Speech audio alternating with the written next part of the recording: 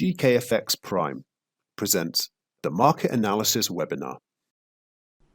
Hello everybody, a warm welcome to another edition of the weekly webinar. Well, it was a massive week for gold last week. That's where I'd start off. A big breakout in gold, a new short-term uptrend in place. It's facing some resistance coming up, so I'll talk about that, what's likely to happen next with gold. Also, the US dollar still suffering a bit. We're pushing higher into multi-week highs in the euro and the pound as we start this new week. And also Bitcoin having a bit of a rough time, gapping lower at the start of the new week too. So I'll cover all those and more. If you do have any other charts you'd like us to discuss, please drop a comment in the videos. We really appreciate that, and it adds a bit of engagement here. And otherwise, just click the like button if you're getting some benefit from these videos, and we'll keep putting them out. All right, let's get started here with the euro. We'll start with the Forex market. We'll move through to commodities, then indices, then crypto. So here's our euro dollar weekly.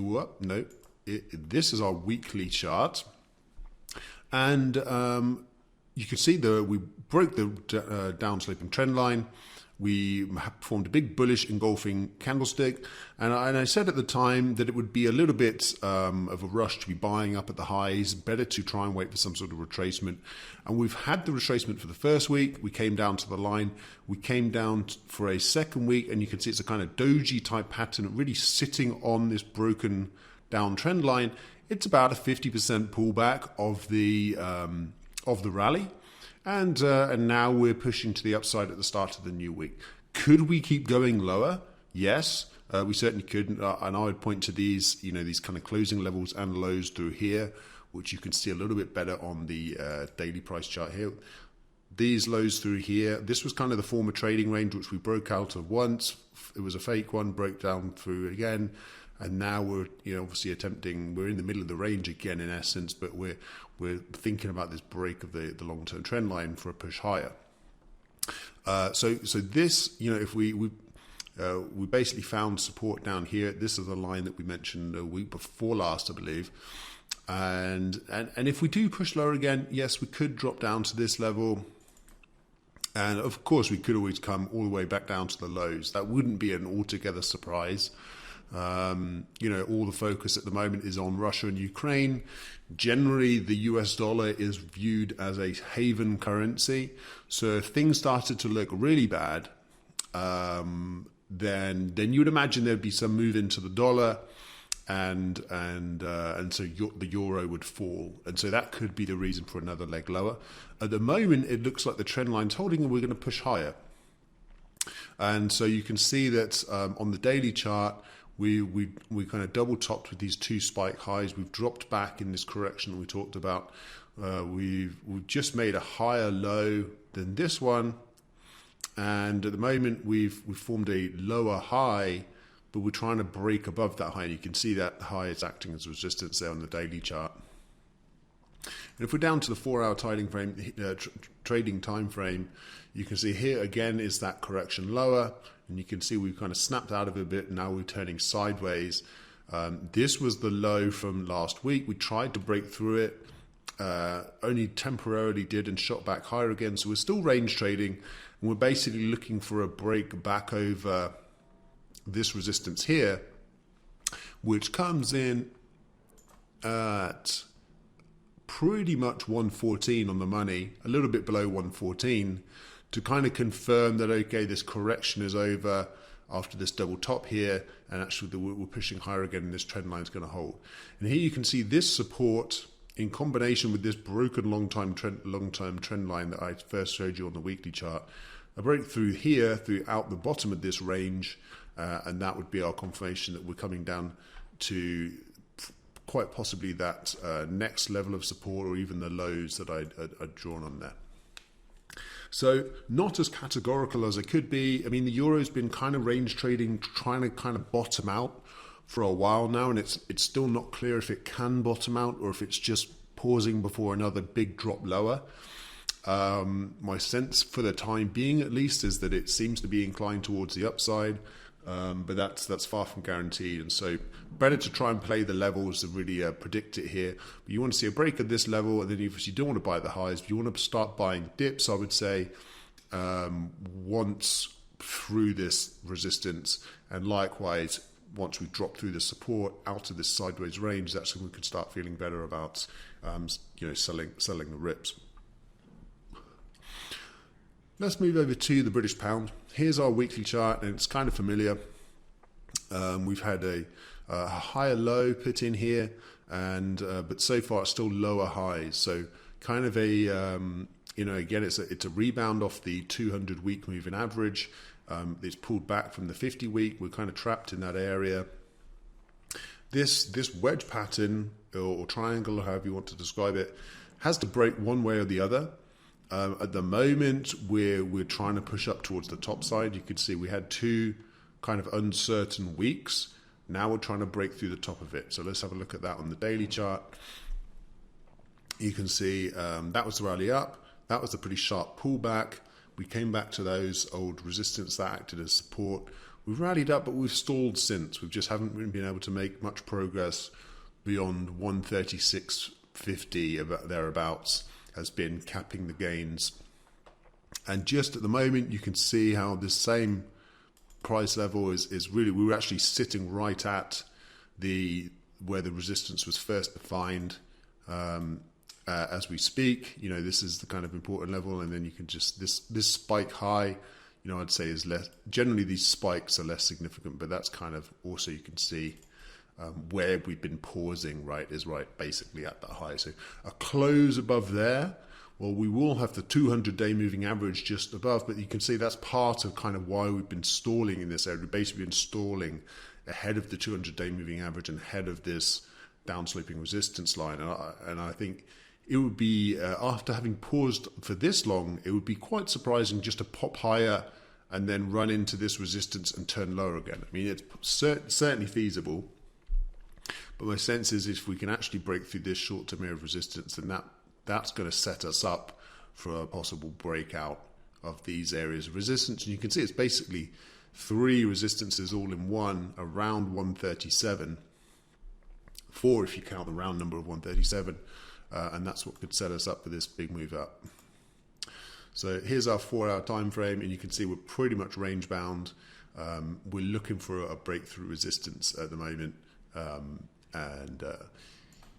maybe if this trend gives way, then we can think that probably we're heading back down to the bottom of the range again. So likewise, just while euro and pound are seeing some strength at the moment, the dollar versus the yen is seeing some weakness. So again, it's the yen is seeing a bit of strength coming back into the market. We've double topped here on the weekly chart. So even though the trend is up, here's a little bit of a reason for us to get more cautious. That's combined with some bearish RSI divergence here. So making higher highs on the price, then made a double top, and all the time being we've been diverging in terms of RSI as well. So then we had this long-legged kind of doji to form that double top. We had a confirmation last week, but not a really strong one, but it was a down week, and now we're pushing in through the lows of that. On the daily time frame, you can see we're just about supported by the 50 DMA. And then we've got this rising trend line just underneath, which forms part of that kind of longer term channel. So if we dip down to the channel, that might be enough for this little short term double top to have played out. I suspect we probably do break below the channel, and we just have maybe we come back down to this low down here, which would kind of act as like a trading range again. So maybe if we just say that basically this is the top of the range, right? Maybe we're just turning into something like a sideways range now. We're gradually losing a bit of momentum. Maybe we come back down here, and that would be a decent move from current levels around 115, just a bit under. Talking potentially down a move to 112.80-ish. So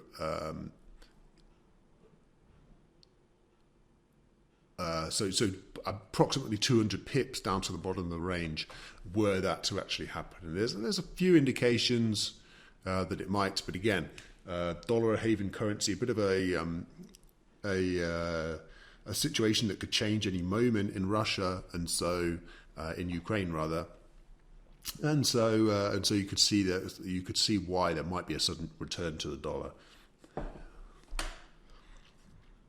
Now, I mentioned at the start, probably the real standout move of last week was that move up in gold.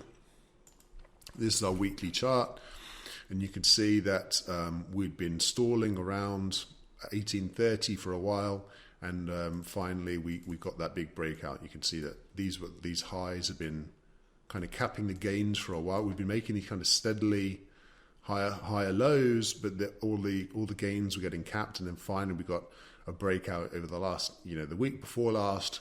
We closed out of the range, and then we really got a big rally up to 8-month highs above this peak last week. So you can see we're taking out highs, taking out a high, taking out a high, higher lows. I mean, that's characteristic of an uptrend, generally an environment in which you want to be buying. We are facing pretty stiff resistance now, though, just currently where the area is, and it's not a surprise that we're pulling back a bit. It's 1900 is the round number, and it's really what has capped the gains since December 2020.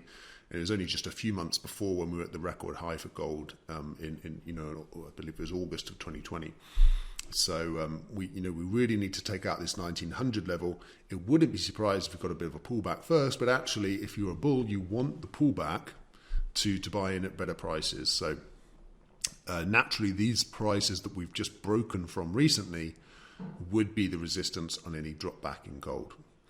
So the first one comes in at that former high here at 1877. You could say a bit under 1880. And then in terms of the closing prices, it was 1830 that we were really contending with before. And then in terms of that last peak that we put in, you can see that was 1850. So 1880 to 1850 to 1830. Obviously, you can never really predict when a correction's going to end, but if you can get the direction right, even if it was on the third level that the bounce actually happened, if you were able to hold on to the trade long enough, and even if you made two small losses from the initial entries, if you could hold on to a new uptrend in gold, then you would hope to more than make up those losses. So that's the logic of buying on a pullback. Sometimes you'll get it perfect, where you'll buy, for example, a 50% pullback, and perfectly that's what works. Sometimes you get in a bit early. Sometimes you're a bit conservative. The price never quite pulls back to your level. This is the nature of the beast, but it can work even with a staggered entry and several losses if you can hold on and take advantage of the eventual move higher. But it all rests on getting the direction right, obviously. And at the moment, as I say, we're putting higher highs in and we're taking out highs. This generally means an uptrend. And if this uptrend reverses, normally the market gives us a bit of time to see that.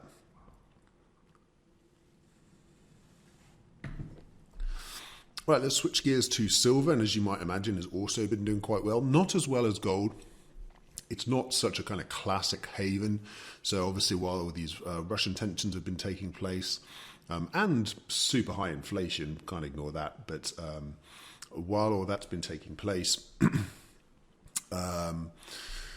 then gold has been doing slightly better than silver. And so silver still in terms of this this triangle / wedge pattern. It has been making higher lows, made higher highs, and we're just bouncing off that last bearish candle on the weekly chart, but we're still inside the range. The last 3 weeks have been positive. Could we drop back down from this same trend line again? Well, it's been 1, 2, 3, so sometimes you will get a fourth, and quite often it'll be the fifth that does break. So it could we could hold for a fourth, come down to the bottom trend line and break that one. 1, 2, 3, 4, and that could be the fifth, and we get a big drop in silver. So there's been no confirmation for silver that it is actually going to break out of this downsloping trend line. That's just the way it's looking at the moment, obviously, because it's moving up towards it. On the daily basis, you can see that we basically stalled out at this high. So we did double bottom down here. You can see we had the kind of breakout move where we'd consolidated, put in those highs, bit of a spike high there, broke above, some selling came in, but it wasn't enough. It held on to that sort of this high here, right? And also the 50 DMA combined together. We've rallied up, but we've kind of stalled a bit. So still some selling coming in, and it's understandable that selling, well, there's a lot of selling to absorb. Whoever pushed the price that down sharply, they ended their selling down here, but the prices are rising again. They're selling more, right? So if the buyers are going to take control, they do need to get rid of these sellers first. And so that's, that explains this kind of price action here. If we do kind of roll over from here down and start making fresh lower lows, then obviously that's a sign that the sellers have actually got their way. But if we can break out, make new highs, despite these bouts of selling coming in, if we can actually take out the high again, a bit like, I think it was even the euro that we were originally talking about, it'd be a surprise. Let's see if I'm confusing issues here. Okay. I forget which chart it was. Was it the pound? Yes, it was actually sterling. Where I was saying that if we did get the breakout, then there is big resistance above, but having consolidated for this long, you'd be surprised if that big level of resistance actually held, because it seems like we're consolidating just underneath it. In a similar idea, sterling and silver, in a way, trading quite similar kind of ways. So consolidating just underneath a combination of resistance would increases the chance that we get actually a break through that resistance. All right, moving on to oil. So we did finally get a lower week. So I think that was 8 rising weeks. So we had 1, 2, 3, 4, 5, 6, 7, 8. And of course, at some point we had to have a lower close. So we've opened this new week below a rising trend line. You can't see it too well on the weekly chart, but we're playing out almost perfectly, right, for this rising wedge pattern, which incidentally can quite often be bearish, but I'm not saying it will be necessarily in this situation. Like we'll get a big drop, under $60 a barrel. Seems like a remote possibility at this point. But you never know. Obviously, we did have these other big bouts of selling, despite what was generally a bullish market. So we could be in for another bout of selling here. It won't happen straight away. And you can see here, there's the rising trend line. Clearly that sharp uptrend that was in place has broken, but maybe it'll just be a steadier uptrend for now. And you can even draw in a more recent trend line, maybe connecting this low here. And you can see on a closing basis, we've still not actually broken below this trend line, connecting these two fractals. So that rising trend line slash just the high point here, or even I would say probably this high point down here, which has been also where this low just recently ended. This high, we've got a breakout. We had 2 kind of higher highs here, and then we've come back to test that former high. If we get a breakdown through there, I think that's probably the most clear-cut signal that this short-term uptrend in oil is open. So that's about 87. So 87, pretty much the most recent low from Friday. That's really the one to look out for. If we get a drop through there, well, then we may find some support at the 50 DMA in this next spike low. But that's a decent little drop from 87. That would be down towards 82, you could say. So looking at potential drop of $5 in oil here. But otherwise, it's generally quite a strong market. So, even a rising trend line there, potentially going to work. Only had 2 touches so far, but in combination with these, the low and the moving average, maybe that plays in as well. So it's still a rising market, but it looks like we're on the verge of a correction. And that could be confirmed with slightly more aggressively with a close below that rising trend line there, which you can see is sort of playing out. If you discount the kind of spike moves, or just that spike low, a close through that spike low at 87 would to me suggest support's been taken out. We're making lower lows, and there's opportunity to sell down to potentially the 50 DMA. Could go further, of course, but again, it's just you're sort of going counter trend if you are selling oil at this point, because still, even with the support of this pattern, I think it's justification enough to try and some counter trend moves, but it is still counter trend. Okay, moving over to the S&P 500. Now you can see quite clearly what's happened. We had this support level, which worked dramatically, a month or so ago. We rallied up, and I mentioned at the close of this week that I was like, that is this is a bearish looking pattern. It's a tweezer top. We did get some follow through last week from that tweezer top. It wasn't too dramatic, but we did nonetheless start making lower lows on this lower time frame. So there's that tweezer top, and then we broke down through the support. We rallied up. We hit the support, and it formed resistance. And we're back under the 200-day moving average, which acted as resistance in combination with those lows, and we came down and made a new low, just about. And we're kind of messing around at the new lows, but obviously this is a bit of a battleground down here, because this is that spike low where the buying came in and helped this correction happen, right at the 4200 level, basically. That is the lows of the year. So if we break down through those, then that's basically this low here. That's the major support. Well, then where do we head next? To the 200-week SMA. I mean, that would be obviously a complete market crash.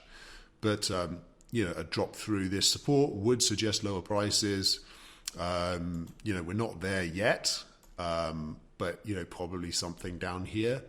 That would be a move under 4,000. Would be a little bit dramatic, but that's 39.60 is that former peak there. We've got this low here, which is 40.30. So somewhere in that area, I would suggest would probably be headed if we do actually see that break lower. And it's starting to look like we might, but equally, it's still quite a strong market. I wouldn't be surprised to see us pop back up and maybe try and get closer to those highs for one last time and then roll over. So let's see how this pans out. At the moment, making lower lows and lower highs on a daily time frame, but we're just supported by this previous major low. Bitcoin, as I mentioned, we're still downtrending on a weekly chart. We put in that spike high, which I mentioned, came in at the previous support level. I said that was a bearish sign. We did get a move lower last week after that bearish sign at resistance. And then at the start of this new week, you can see that we've actually gapped, coincidentally, right under that that resistance, which could have acted as support to this drop. It completely hasn't acted as support, so we've actually gapped right under it. And so now we find ourselves back, well back under 40,000. Might we get a little pop back to 40,000 again? Maybe, but it looks like no one's buying 40,000 at this point, right? It's basically gapped, not quite gapped through 40,000, but it basically stalled at 40,000. The buying could have come in at 40,000, or the buying could have come in at the former resistance, but it didn't. We gapped under it, and so it looks like sellers are winning over here. And it looks a bit ominous for Bitcoin, to be quite honest with you. It looks like we're going to come down and test this low at 33,000, which again, based on the weekly chart, would suggest we would then come down towards the 28,800 mark, which is that big major support level that Bitcoin really needs to hold on to have any hopes of not some complete wipeout. So it's looking a bit soft in Bitcoin at the moment. The trend is clearly down. This is the 4-hour chart. You can see we're definitely making lower lows. Any next big bounce could be an opportunity because this trend looks quite sharp. All right, I'm going to call it a day there. Thank you very much for tuning in. Hope that was useful. If you do want to catch the same video next week, comes out every Tuesday, make sure to subscribe to the channel so you can see these videos as soon as they come out. All right, thanks everyone. Good luck trading this week.